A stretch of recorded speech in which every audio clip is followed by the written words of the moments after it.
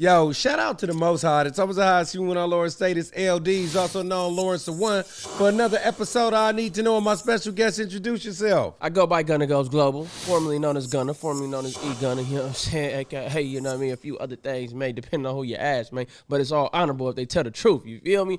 I'm live in the flesh, man. I'm the one who teach the teachers and preach to the preachers, man. Yeah. I like that. I like you feel me? Yeah. You know what I'm saying? So how'd you come up with the name Gunna? Come on, man. Unfortunately, man, I ain't even gonna talk about that, man. But if you from the streets of San Francisco, the streets of the Bay Area, or Northern California, man, you may have heard of a few demos, you feel me, that got laid down, man, for the culture, man, allegedly. Okay, now I gotta ask you this question then.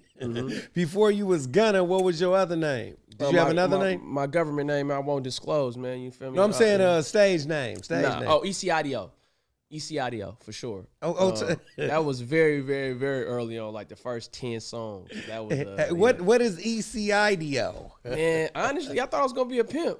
So I was like, I was like, man, I need a fresh name. So I said ECIDO. What does that mean? I have no idea. Hey, what's this? Like, but what the fuck does it mean? Hey, how, Sway? How? Like, I don't know what was going on. You know, this is definitely a special edition because if y'all don't know, normally I sit on the left side, but my brother, he got the patch, so he told me, man, you need to sit on that side so I could see. For sure. I want to know something, man. How'd you get the eye, man? Fortunately, I was in a van in the hood. You feel me? It was, I believe, like a Friday night. It was a Friday night. Van got shot up, and I didn't duck. You know what I'm saying? I got my game woke up. I'm here to talk about it, you know what I'm saying? But it come with it. You know? Yeah. Segue to, you know what I'm saying, being in the streets. You might get hit. You might get knocked down. Yeah. You feel me? It might go to the county. You might go to the state of the feds. You know, it all come with it. You feel me? It come with the women. Come with the money, it come with the shining, you feel me? It come with getting on shit, all that, you know what I mean? It's all intertwining, and your streets is like gumbo, man. You just don't know if you're going to choke on that crab leg or not, man, so you got to be careful. Yeah, you feel me? Yeah. Or stay dangerous. You know what I'm about to say, right? What's up? I like that. Come on, man. We're shooting the shit right now, man. For sure, man. So what did your hip-hop experience start? Where did it start? San Francisco, California, in the garage. You know what I'm saying? My older brother, Almon, my biggest influence, he was freestyling over Bone Thugs and Harmony instrumentals back in the day. Okay. So that's where it started as far as me saying, all right, I want to do hip-hop. As far as me actually getting in the studio, it started when I graduated high school. Shout out to Diddy. Shout out to Ippa, rest his soul. It started after high school. I was like, man, we're going to do this shit. And after that. What high school you went to? I went to Jefferson High School in Daly City. I went to Oakland Tech right here in the town. I went to Sacramento High in Sacramento, and then I went to Hiram Johnson in Sacramento. So the last 2 years of high school, I was in Sac. Okay. Talk about the different waves and swags of the different high schools that you went to. What was the difference? Was it hard to make an adjustment? So I went to 10 elementaries. So adjustment-wise, going to Jefferson High School, it was laid back. It wasn't nothing like the city because even though I was going to school in Daly City, I was living in the town.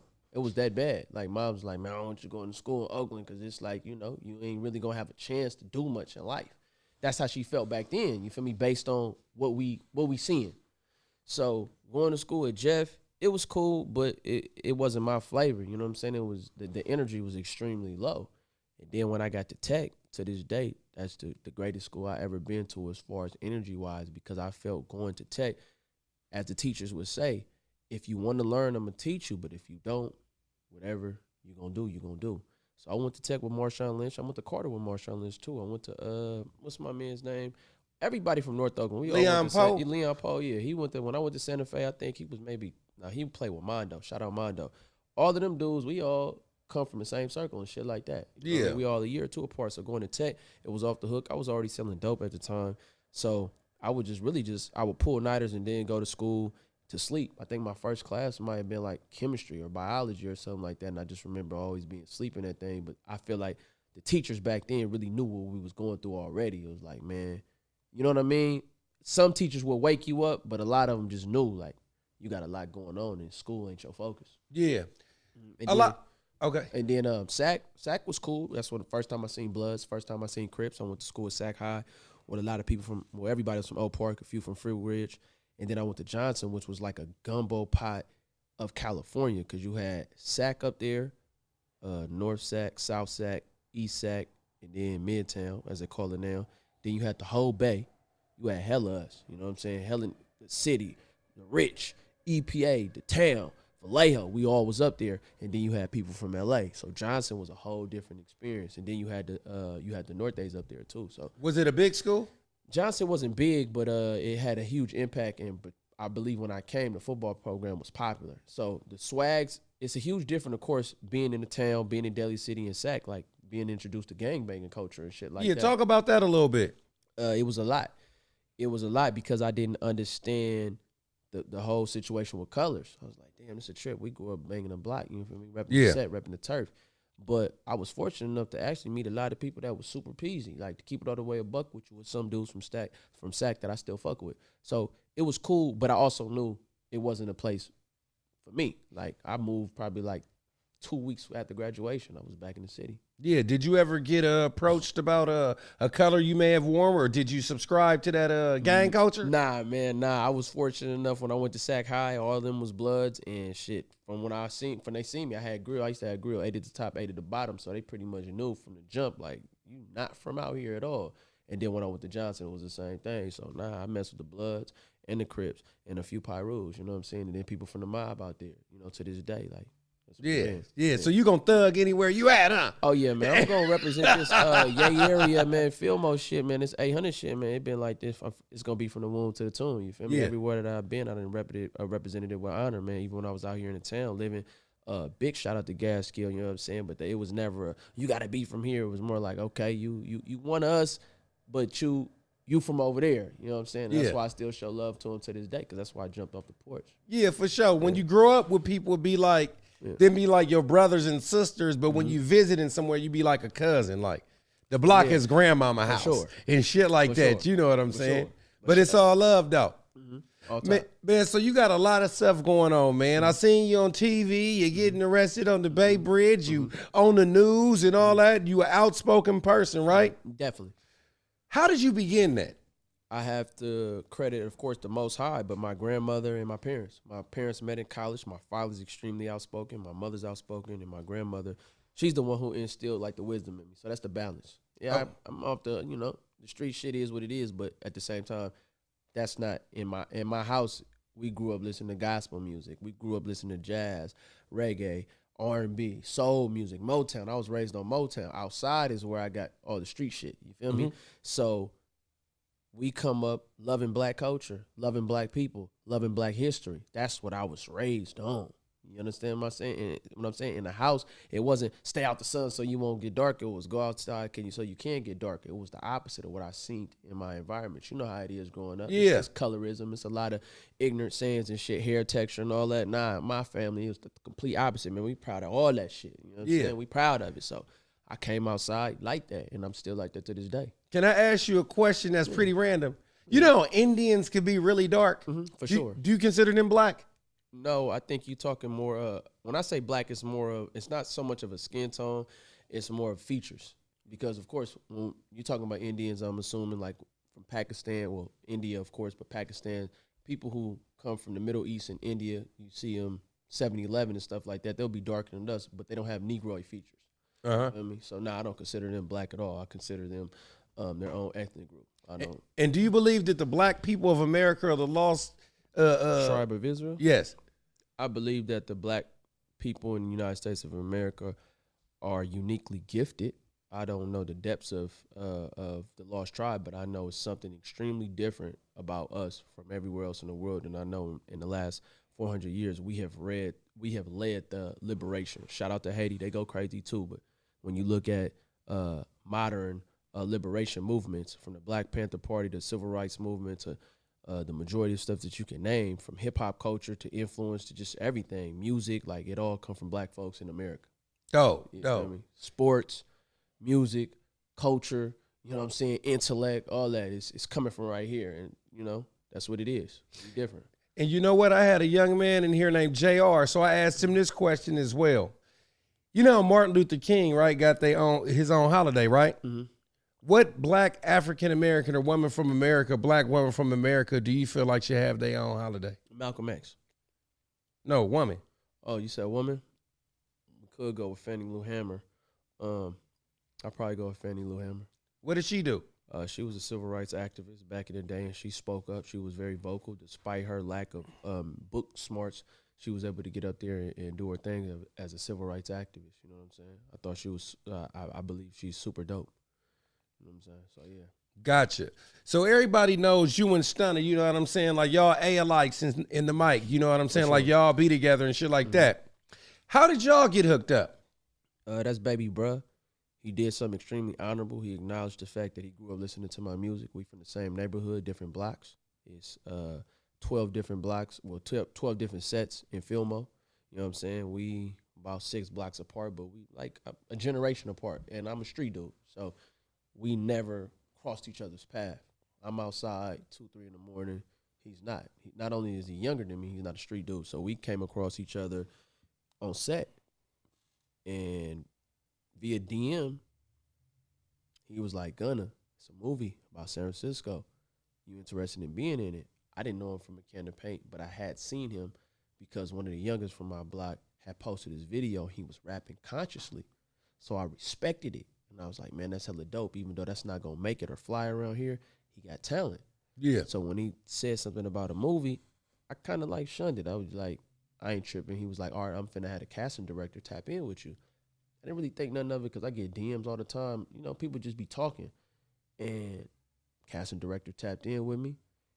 And he told me to pull up on him. I think it was like a Wednesday night or a Tuesday night, the casting director. Stunner was there. Jamal True Love, Milk, and a few other people. And from that day on, the chemistry, I fuck with all of them. Well, I fuck with Millie tough. I fuck with Stunner tough. Yeah. Since then, it been like you got the energy, I got the wisdom, and when we come together, it's an iron sharpen iron. You feel me?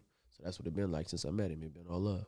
Well, talk about, you know what I'm saying, like being in the movie. The movie was dope. And tell everybody that don't know what the name of the movie was. The movie is called The Last Black Man in San Francisco. The movie was super dope. It was an experience, especially when you look at us. It was extremely unorthodox the way they cast us, but we were able to improvise and bring that culture to the movie. And we got to go to London. You know what I'm saying? We got to go to Paris. We got to go to Switzerland. We got to go to, there's one more place that I don't know how I'm missing, Amsterdam. We got to go to Amsterdam. So we got to go all around the Bay Area, which was dope, in a different space, though. And then we got to go to all these different theaters in the city. You feel me? So we got to go to Sundance. And the experience was enlightening. It was enlightening because it was at that moment I feel like we all knew, okay, everything that we want is obtainable. So we finna take it to the max. We finna take it. Everything that we want, we're going to manifest. And from being in the movie, you got to understand, Millie was cellies with one of my brothers. They both got life sentences at the time. So before Jamal True Love met me, he knew me because he was in the cell with my mans. Yeah, is that the one that they said did something that he didn't do? Yeah, the one who got vindicated. And then with Stunner, as you know, he was chilling. We all was chilling, and then next thing you know, we on airplanes. As far as like they play the movie on the airplane, we on Amazon Prime. We in the theaters. We next to Jonathan Majors. We next to Danny Glover. We next to Mike Epps. We next to Tashina Arnold. We next to all of these greats, and it lets us know at that very moment. It just reiterates what we have talked about. Like, okay, anything is possible. So the movie was dope. It was enlightening, and I feel like they gave us an inch and we made a mile. That's right. For sure. Because y'all been running ever since. Man. I seen that in Grand Lake Theater when it first came out. It's an indie movie, but dope. A24, shout out to A24 and Plan B. Yeah, did you do any other movies after that? We did. I have a cameo. Well, I have a role in Punk Kids. Shout out to Jamal True Love. He is the producer of that. And I want to say Tiny Rabbit Productions. So, yeah, that movie should be coming out soon. Okay. That was cool. Okay, now talk about your creative process with making music. It's all energy. I hear the beat. Well, actually, I take that back. The majority of music that y'all hear, I wrote a cappella. So I don't even listen. I get inspired by beats, but a lot of the music that people know me for was written a cappella. Yeah. You know what I'm saying? I also write to tempo. So I'm the type that can hear a beat like for 30 seconds. Once I get the tempo in my head, I'm able to bob and just write to it. You feel what I'm saying? So that's my creative process. I do my best 100% of the time to rap either what I want, what I went through, what I seen. I'm not heavy on the front and faking and shit like that, which is a blessing. But at the same time, when I listen to my music, hindsight, some of it has been kind of stagnant because if I'm on the block every day and I'm talking about this shit, my music is almost holding me back for real Yeah. Explain that though. My life changed when I just start talking more about what I want out of life as opposed to what I'm going through. Because I don't come from the financial aspect of the streets. My block and where I'm from, we just known for something other than getting money. You feel me? Even though I jumped off the porch to get money when I was in the town, in the city, like my block, we known for something totally different. We're a totally different group of men. So it's power in words. So if you listen to my music, I got conscious music back then. But people know me for gangster rap. They know me for gangster shit. And you have to be conscious to what you put out there. Yeah. Because shit, we all know like 95% of gangsters end up two different places. Yeah. At the time, I'm not looking at it like that. You understand? I'm not understanding that you got to elevate. I'm not understanding that you got to rap more about where you going and what you want as opposed to what happened and where you at, especially if you out there living it. So that's the difference between me and I say like 98% of these rappers anyway. Like I'm one of the only real street niggas that rap. Like, so I'm glad you said that. So is there a thin line between rapping about what you want in aspect of trying to manifest it or rapping about what you want and acting like you already got it? I feel like it's an art, so I'm not going to tell nobody listening to this to go out there and live how you rap because I would have been a millionaire 10 years ago. So I'm speak from my point of view. When you talking about money, if you want to be in a Lambo, you want to be in a Bentley, you want to be in a Rolls Royce, you want to be a millionaire in mansion, speak that shit into existence, rap it into existence. I ain't got no problem with that. Be artistic. It's art, just like when you make a movie. You feel me? The issue is when you get to believe in these things in the violent aspect. Ain't nobody tripping off the money, but just don't come around me acting like you got it when you know you don't. Once you get it, do what you do. Same with the street shit. You can be super successful. You can be the biggest gangster ever in that studio, but humble yourself in front of real gangsters. Humble yourself in front of real niggas. Don't think that any amount of money or plays or views or followers equates to you being what you rapping about, because these niggas out here falsifying. Denzel Washington played the fuck out of Malcolm X. He'll never be Malcolm. Yeah. You feel me? So a lot of these dudes, a lot of these artists, they in too deep. And me, that's why I don't acknowledge a lot of shit, because it's like, bro, you a poop butt on every single level. Yeah. On every level, you feel me? So it's like you went to the NBA, I play you, then I come around you, and you feel like some type of like entitlement, as if like, nah, man, chill out, bro. I'm the actor, you the real one. I'm the replica. You feel me? You the authentic one. So in music, know your role when you get out of that studio. A lot of these artists is coming up short because they in too deep. Like, chill out, bro. You know you're not like that. And this go from city to city, state to state. Oh, it's sliding this, and niggas is getting on shit, bro. Homicides is down, nigga, nationwide in a lot of these places. I'm talking about historically. Historically, bro. You understand what I'm saying? Especially out here, like, historically. A lot of niggas talk about the mid-2000s, early 2009s. You never would have made it, bro. Yeah. Your ass would have got your shit.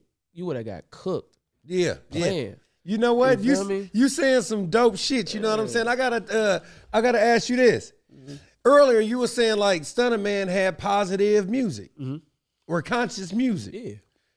Do you think in that aspect that hip hop is weaponized against black people? Nah, we are a warrior group of people. What are you gonna listen to? Gospel or warrior calls? When you listen to gangster rap, it's invoking something hella deep in us. Why you think drill music was so successful? Why you think Cash Money and Death Row? Like, by nature, we come from being warriors. So it's like you could be conscious and peaceful and all that. And let's use Thunderman O2 as an example. Let's use Kendrick Lamar as an example and Tupac.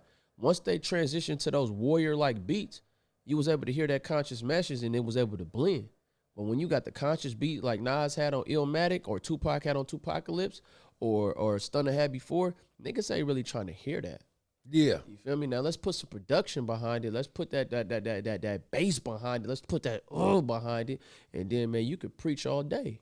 Yeah. You feel me? You know what? I'm glad you said that because, you know, people do like to hear that warrior drum. Yeah. You know, because them other niggas, because I'm down for my niggas. Them other niggas, because I'm down for my... B.I. The South took over because of the drums. They're speaking to our soul. Future took over because of the drums. It wasn't the lyrics. You could listen to Future music with no words. It's our soul, my nigga. We have souls. Well, you know what? I want to tap in a little bit. You know what? Another reason why I think that the South took over? Because when you think of the South, you think of all the states and not just one place. Because there's really, when you think about West Coast hip hop, well, it's only really Northern California, not Sac, mainstream. It's just LA. Yeah. Modern times they acknowledging the Bay and Sac and Stockton, but for the most part, they was throwing up W's for LA. Yeah. I'm from Fillmore. I'm not throwing up no W. That's why I don't throw up no W's when I get around different people. A lot of people from the Bay get around, or West Coast, Northern California, they get around other dudes, and then they throwing up, I'm from the Bay. Yeah. You understand what I'm saying? And that's another thing. We got over 33 million people in this state, and I'm going to represent California, but let's keep it all the way a buck.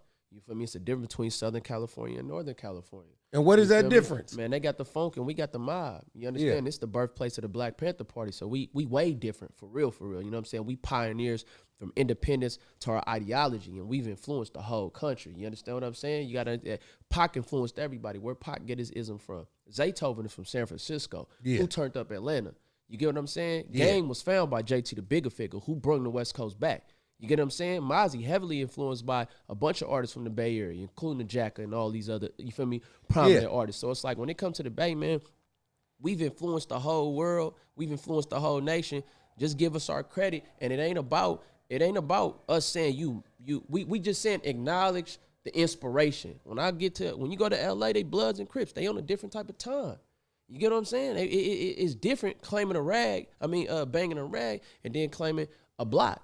Our ideology is different, man. We gonna send her. We not tearing nothing off. What you mean? You finna get with this ism, and if we not sending her, baby, you finna run up in this store. You finna do something. Yeah. Because we also come from the birth. We come from a lot of macking, a lot of pimping, a lot of player. That's how you feel me? We the ones taught the world this, man. Before us, these niggas was begging for it, man. We the ones who taught them, man. Hey, check this out, man. I'm the reason the sun's shining a little bit brighter, baby. You feel me? Yeah. For real. Yeah. Hey, you know the new thing is pushing P.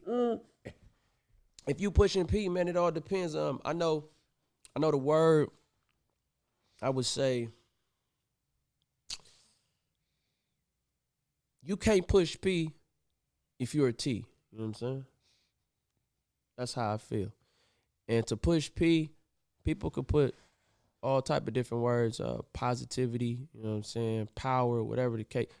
But the origins, man, the ism come from the Bay. Yeah.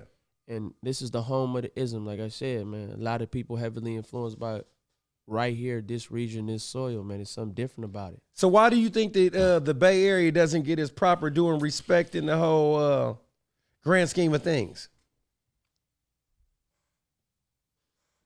Tupac was murdered in 96. Biggie was murdered in 97. It was a huge shift in music when that happened.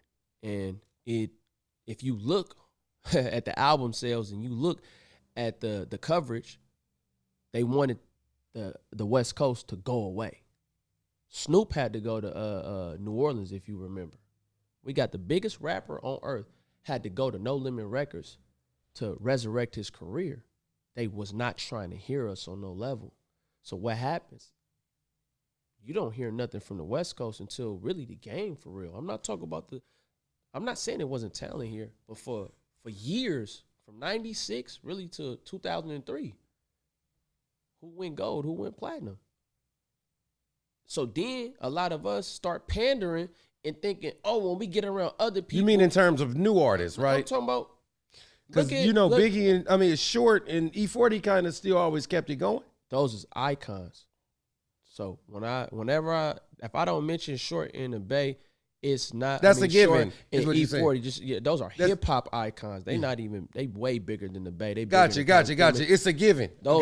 They on Mount Rushmore of like hip hop music. You feel me? Shout out to Too Short. So they keeping it lit because they are lit. They're the definition of lit. But I'm talking about new talent. Like when you look at the East Coast, you got the DMXs that emerge. That's you right. got the Jay-Z's that emerge. When you go to the South, you see Outkast. You see the Dudgeon family. You see all of these, Trick Daddy, all these people emerging.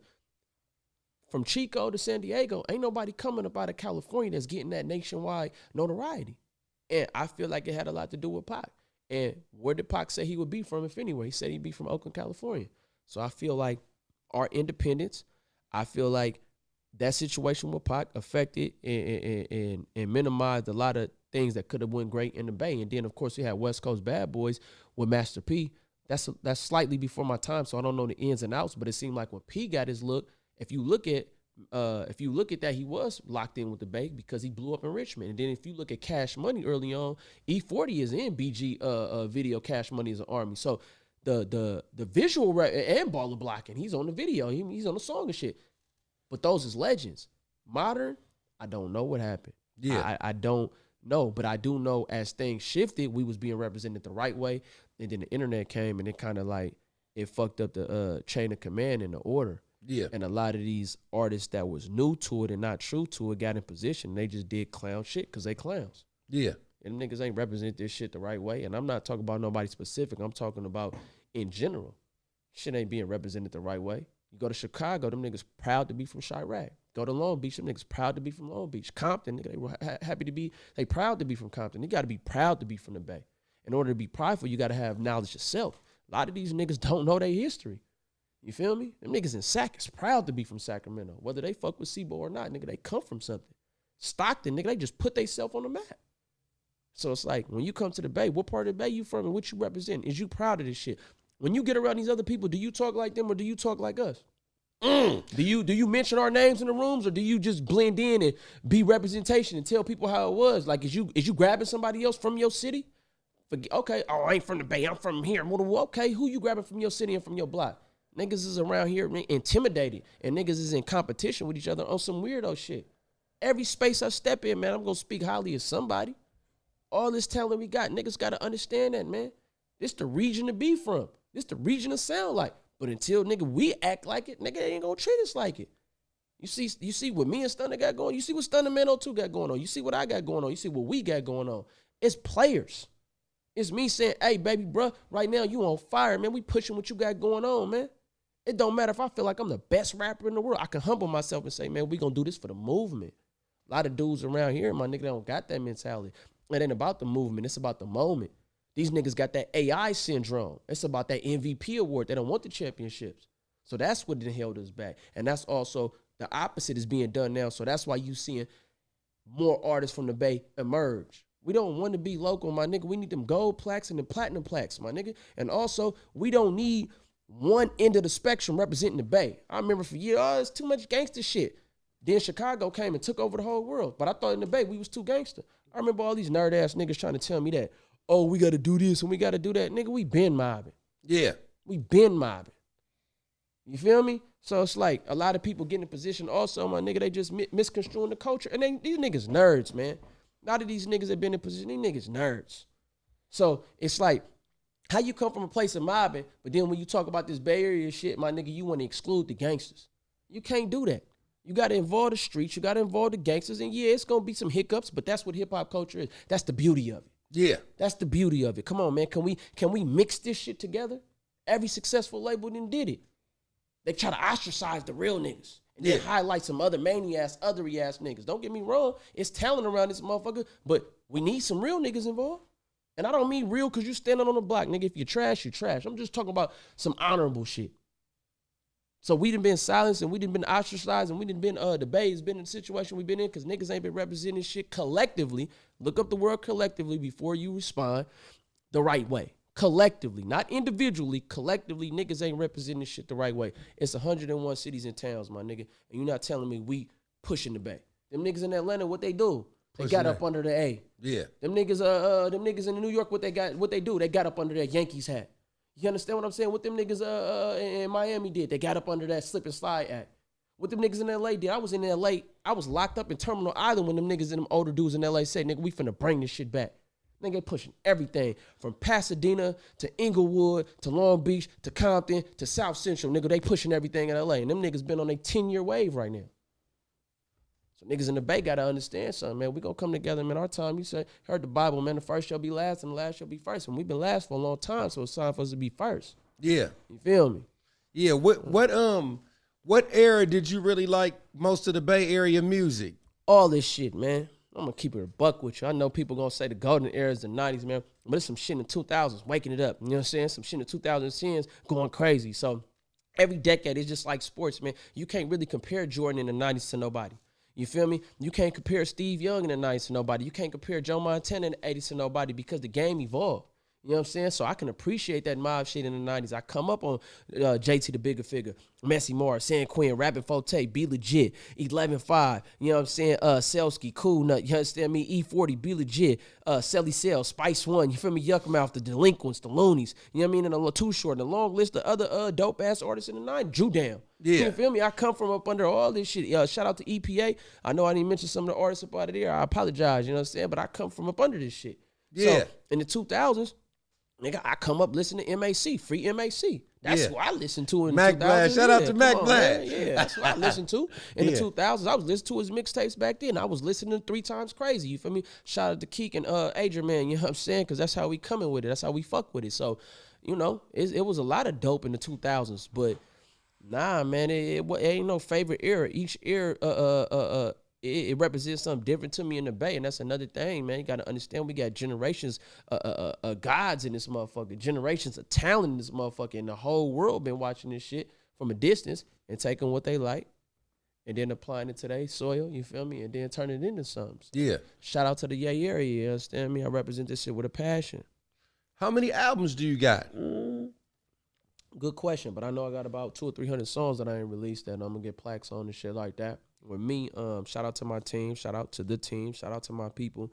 It just came a point in time when I was released where I felt like what good is giving people gold if they on aluminum? Feel me? So that's why a lot of the music didn't come out. Now now I'm at that pace. I mean, at that place where I'm releasing music. You feel me? But albums, I don't know, I probably got like 6 or 7 projects. All on Spotify? Maybe. I got Spotify. Yeah. Spotify, Apple Music, all the shit. Okay, and what label you on? I'm on Hear Sound Change Records, which is an extension of Headshot Committee, which was founded in San Francisco, California. Talk about that a little bit. A lot of bit. So back then, independence was big. For those who know me as Gunna, been having it lit. You feel me? So Gunna, NHT Boys, Team Knock, The Diligence. It was the Pack. It was a whole wave of us doing that MySpace era. Livewire was doing their thing on the street level. You know what I'm saying? Big Rich was doing this thing. Bailey, your boy. Like, people was doing. I'm from the streets, though, and I'm in the streets. So MySpace booming. I'm doing like 2 or 3 shows a week. I'm doing shows from L.A. to Woodland. I'm doing shows in between. Fairfield, Fremont, Hayward, the city, Daly City, Sacramento, Roseville, right? I start my own shit because they not fucking with me. Nobody's going to invest in somebody that you feel like is going to get a life sentence or get killed. I wasn't a smart investment. Like most street dudes ain't. It's not smart unless you're going to take this person up out the neighborhood. But at the time, wasn't nobody around. I feel like they had the foresight to see, let me take this genius up out the ghetto, man, because he going to make me a few $1 million.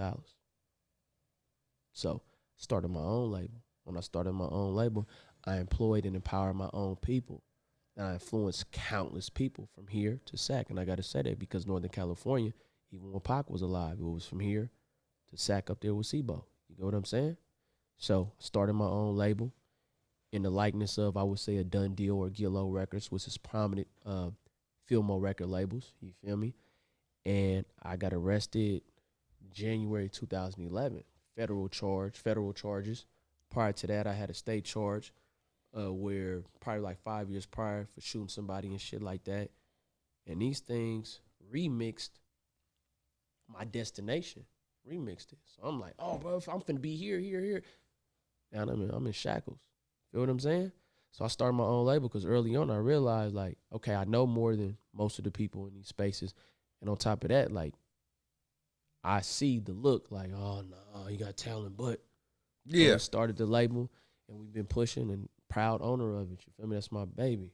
That gold plaque gonna say, Hear Sound Change Records on it. You know what I'm saying? It's my baby. That platinum plaque gonna say, Hear Sound Change Records on it. You feel me? And a lot of artists we didn't help. You feel me? Some acknowledge it, some don't. But when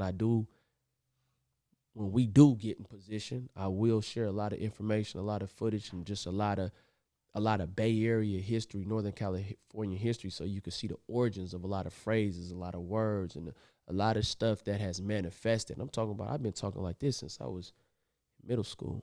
I've been inspiring. I've been speaking life into people. I've been turning on the light switch in people's head. You feel me? I've been like this. Yeah. But, you know, you're not going to get credit till you in a position where they can't deny you. You feel me? Don't matter who you are. Once you get there, now everybody remember. But yeah. Pick a number 1 through 12. I'm going to go with my favorite number, 8, man, the 800. When you was in 8th grade, man, what did you think that you'd be doing today? The beginning of 8th grade or end? I want to hear both. The beginning of 8th grade, I was reaching, I was getting tired of poverty. And the end of 8th grade, I was selling dope. So, in the 8th grade, because that winter break, I graduated middle school, yeah. That winter 8th grade, all I wanted really was Pokemon Yellow and Game Boy Color. And they didn't give it to me, even though I was an honor roll student. And I just remember praying, like, God, let me find a way to get my own money. I'm not asking nobody for shit. Next thing you know, I'm selling dope. Square kid, Pokemon Yellow, bro. Game Boy Color, honor roll student. They told me no. I was like, I'm going to get my own money. Started selling dope. And I thought that I would probably be a fucking drug kingpin. Yeah, that's what I thought. So, I want to know something. How old was you when you seen your first rock of cocaine? 13, when crack hit my jaw. I got a solid. We went half on a solid. Me and this dude from the city. He was my upstairs neighbor. We went half on a solid. I think we busted that thing down to like 5 dimes. I got 3, he got 2. Some Ibble ones, but shit, it was what it was. My first sale was 3 for $25. Then I think I had like $5 or $10. Took that. I ended up getting some bubble for like $35. I think Tank, rest in peace, he gave me like 9 rocks. And then shit, I was like, I ain't looking back. How long did you sell dope? I sold dope till I got arrested when I was like 18 or 19. So you had like a 8-year run or something? No, 5-year run? It was a 4-year run, but I'm gonna keep it a buck. Once they moved me out the way, I never wanted to sell dope from the beginning. But by the time I got like 18, I didn't see no future in it. I was like, man, dope game is slowed up and we funking. Like niggas beefing for real. You know what I'm saying? So we still, I was still buying zips and shit like that, doing my thing. I was in college at the same time, so I was still running through my bundle because that's just shit. We gonna eat off the land regardless, but it just, when you hear them stories from the 80s and shit like that and in the 90s, and then you get to like the mid-2000s and it ain't rolling how it's supposed to, it was like, this shit ain't really weighing out, my nigga. Could you speak on the day that you got caught? Yeah, the day I got caught wasn't for selling dope. It was a situation where, anybody remember, it was like, what, July? The N1 game. Nah, it wasn't even the N1 game. Long story short, man, it was this dude, shit, niggas funking, niggas beefing. It is what it is. So, shit, niggas come through, yanking at us, you feel me, that day. And I end up taking my Cody to the point. He like, man, I gotta go get in the shower. I gotta this. The night before, a nigga almost died in a car accident, you feel me? So, it was a lot going on with the energy around him. I'm like, man, all right, my nigga. And I just remember taking him over there. I was already hot because in my mind, I'm like, man, I'm finna get on some shit tonight for sure. You feel me? Because some shit that had just transpired. We get over there. He go in the house. He come out. He tell me, he like, take me back. I forgot my bundle. I offered to buy every rock from him. I'm saying, let's just get back to the mode, my nigga. I'm finna pay you for your bundle. Basically, like, I'm giving you the money. I'm finna treat it. I'm finna act like I'm a dope fiend. That's how bad I want to get back to the neighborhood. I'm like, my nigga, we need to get back. Nah, man, I ain't trying to stand out there for no reason. All right, that 15, 20 minute turning around, we come up. I see somebody that we got a problem with. He get left at the light. You feel me? And I end up getting into a high speed after that. When I get into a high speed, we have the same description. Me and my Cody at the time, we both got jabos on, forces, white tees, and dreads. You feel what I'm saying? I end up getting arrested. We end up beating the case because he did what he supposed to. He didn't say nothing. And that was like the last day I ever sold dope. Yeah. Yeah, straight up. And JT the Bigger Figure is from y'all hood, legendary motherfucker that Master P got the game from. Is that somebody that you want to aspire to run your label like? JT always drop gems. He DM me and shoot me information. I'm a student. I'm a student of JT, the bigger figure. Just like I'm a student of Sick With It. I'm a student of Death Row. I'm a student of Bad Boy. I'm a student of you know what I'm saying. It's a multitude of labels, including Motown. So with Fig, I would say I'm here to manifest what he didn't. You know what I'm saying? Extend, because that's what it's all about. Just like whoever come after me. Gotcha. He did some great shit though. Yeah. I mean, he was young. He put on like damn near the whole. Oh, Mo. That shit was like unmatched though. Yeah, he definitely laid the foundation. Shout out to JT. Shout out to Fig for sure. Off top. Talk about your merch a little bit. What you got going on with the merch? Oh, right now, man, I'm a brand ambassador for the Bay. You feel me? Straight up. TheBayHoodie.com, you understand me? It's about 15 colors, man. Shout out to the whole team and everybody involved. So on the back is every city in town in the Bay. So it's 101 words on the back. You understand what I'm saying? Yeah, we got Chanel patch. You feel me? We got the embroidery on back. We got a great cotton polyester blend. You know, it is a high quality hoodie. You know what I'm saying? Guaranteed in your money back. You feel me? So me being a brand ambassador, I'm just gonna do this shit the right way. You feel me? You being a street motherfucker, man. You a smooth talking motherfucker. Ain't I, man? I'm smoother than the other side of the pillow, man. Have you ever thought about pimping? I pimped, you know what I'm saying? But speak on that a little bit. You know, these hoes chose up, man. I ain't gonna lie to you, man. I didn't even turn it. Man, rest in peace of Bones, man. And, you know, all these niggas, they always wanted me to pimp. You know, being in the film, I was damn near a rite of passage, but I just didn't really want to. So when I did, they all ran off. You feel me? Because they like, you too conscious, you too woke. You know, nigga was scaring them with this wokeness. You feel me? So it was like hoes going, nah, for real, man. These hoes being children. You know what I'm saying? But it was like, you are Malcolm X, and I need Magic Don Juan. You understand me? So pimping wasn't for me. I wouldn't even say I was pimping. I was more macking, you feel me? Because I didn't lay no rules or no nothing, you feel me? Yeah, I need that choosing fee, you feel me? You gonna tear that off. It's so funny though, man. I remember watching American Pimp and listening to Hella Sugar Free when when my first hoe knocked me, I would say, because she chose up. She seen me in the back. She like, oh my God, there goes Gunna, whoop whoop whoop. I'm just laughing. I'm like, what? This white bro, how she know what goes? Like, how she know a gangster? You feel me? And she ended up paying me, and a few of them after that, they end up, you know what I'm saying, I would say investing in me and stuff like that, but I never chased them or tried to replace them because, like I said, it wasn't me. I feel like it just came with it. And when I say choosing, I mean, sliding in my messages way back then, you know what I'm saying? Like, what's up? Like, can you send me? And in fact, man, how long ago was that? Was that last week? I think last week. Yeah. Random, bro. It was just like, do you have time to pimp me? I was like, no. Like, what? You get what I'm saying? But that's how it be. Yeah, that's not my calling. That's not gonna lead me to where I want to be. So whoever involved in it, as long as it's by choice and not by force, it is what it is. But that's not my calling in life. Just like selling dope wasn't my calling in life. You know what I'm saying? That ain't, it come with the land, but I can't make $1 million off that shit. Yeah, you feel me? I can't get 100 million off of it. So anybody watching this always understand spirituality, and my spirituality is my foundation, and me being intellect doesn't negate the fact that my environment definitely plays a role in my decisions. You know what? You got a very signature look. Yeah. You know what I'm saying?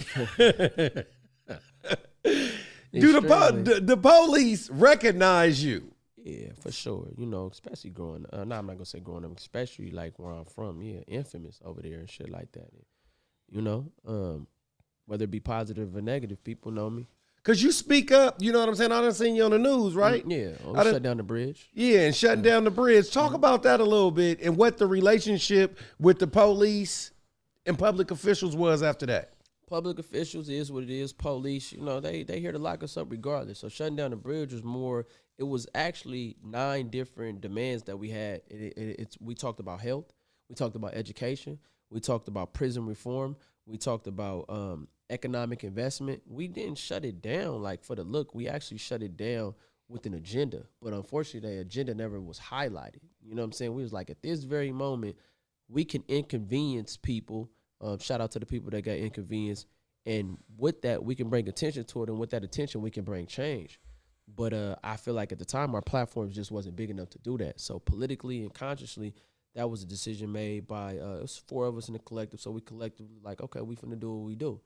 The police, they ain't never fucked with me, and I don't expect them to fuck with me. I'm not a friend of the police. I'm not an enemy of the police. I'm just not a friend, and they're not my friend. They're not your friend. Police get paid not to protect, but to lock people up. So with that being said, like, I hear the whole good cop and this, that, and the other. Like, listen, bro, when you put on a police uniform, you're not black. You're not for the people. There's an agenda. You feel me? And that agenda is not to go and police white communities. It's to police black communities. And it's not because it's crime. We can go to any community in the United States. If we have hella police, we're going to find infractions. We're going to find misdemeanors and felonies on damn near everybody. You feel me? So, nigga ain't even trying to hear none of that phony ass shit. Niggas snort coke on the block, you locked up. You think they not snorting coke in the motherfucking hills? Think they not snorting coke in Beverly Hills? You think they not snorting coke all around this motherfucker? Who you think buying crack? You thought it was all black people? Niggas, black people wasn't coming and spending $200, $300, $400 at a time. When I sold dope, nigga, they didn't look like me. Some of them did the little dimes and nickels and 2 for 15s. But the big spenders, nigga, they didn't look like us. None of them went to jail for smoking crack. Yeah. You feel me? So that shit just be fugazi. It ain't about protecting our communities. It's about disenfranchising our communities and keeping that shit dizzy how it is right now. Because once you take the black man out of the home, they already know the black woman not going to be able to do it collectively sufficiently. That's just the truth. You look at our communities, you look at us incarcerated, what do most of us have in common? The man that's been taken out of the community. So I'm not with none of that one-parent home shit. I'm not preaching none of that. Man, get 2 parents. You feel me? I don't care what your sexual orientation is. Get them 2 parents to get on these sons, get on these daughters, and help. You feel what I'm saying? So all that doing it without the black man, shit ain't working. Epic failure. This shit is an epic failure right now. When you look at Dr. King, 2-parent home. Yeah. When you look at Malcolm X, it was men in prison, and then he came home to the Honorable Elijah Muhammad who gave him the game. You feel me? Marcus Garvey. So all these people, Tupac Shakur, adopted by Mutulu Shakur. So all of these great black men that y'all look up to, they had great black male role models and figures in their life. So what they do, the opposite. Nigga, we out here figuring it out on our own, and it's not going to work. Yeah. It's not going to work. You feel me? But when you lock us up, it's only so much you can do. Oh, man, don't do the time, don't do the crime. Nigga ain't trying to be broke. Also ain't trying to enter the work field where they trying to tell you, do this and do that, and trying to debase you and emasculate you and all type of other weird shit. So niggas is going to the street where they can be themselves. Yeah. You feel me? So put some detail to why so many black men is incarcerated and in the streets, trying to provide for their mama and their sister and their grandma and the mother of their child or the woman that they love. Niggas ain't just was out here just doing anything. Niggas didn't sell dope because, I want to be a dope dealer when I grow up. Niggas wanted money. And then if y'all feel some type of way about that, you don't hear white people like, yeah, man, when you look at slavery, this is how far men will go for money. Them niggas left Europe on a boat back in the day. Yeah. Them niggas went to Africa, the continent of Africa, abducted human beings, put them niggas in shackles on the boat, came here, seen the natives, fucked them niggas over, enslaved the Africans that they abducted in the name of money. They did that for niggas to grow. They did that so they can make money off of cotton and sugar and tobacco. That's what they did. So you think if I'm standing on this block selling some crack, how you think I'm gonna feel? You think it's really gonna be that hard for me? You don't never hear white folks talk about that. Whether they say, oh, black people sold black people, whatever bullshit you wanna push, just understand. Your people still purchase people. Imagine us going right now on Amazon and shopping for humans. It's nothing you can say to normalize that or make that right. That shit sounds crazy. That's the fuck they did, my nigga, to build this country. So, you feel me? That's just like, yeah. So for money, niggas gonna sell some crack. You feel me? Niggas gonna hit some licks. You know what I'm saying? That's what goes on, man. Niggas gonna, this country built on crime. So I don't be knocking people. I'm just saying, man, leave these old folks alone. Leave the innocent alone, the women, the children, and shit like that. If y'all gonna do what y'all do, you feel me? Stop being clowns about it. And last question I want to ask you before we get out of here.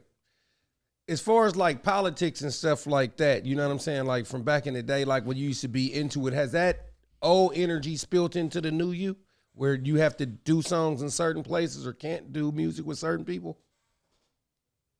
Oh my God, man. I do what I do, and none of the people I got problems with is gonna prevent me from doing nothing, because at the end of the day, you know what I'm saying, a lion don't forget how to hunt. You feel me? So my politics is my politics. Even if I denounced it, it's nobody that know of me or know me that would believe it. You feel me? So I don't even pretend to not be from where I'm from. I don't even pretend to step away from it. I just evolve.